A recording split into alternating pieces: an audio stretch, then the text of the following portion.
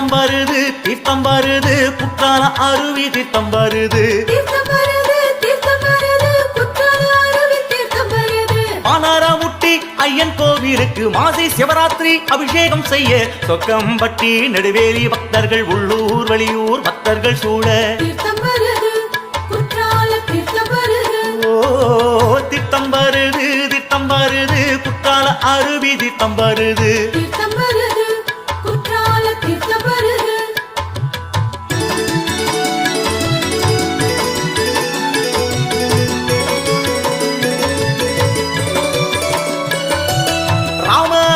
சுவாமி கோவிலில் பர்வதவர்த்தினி அம்பாளை வணங்கி வானரமுட்டி திருவீதி வலமாய் மங்கள மேள மத்தியம் முழங்கிட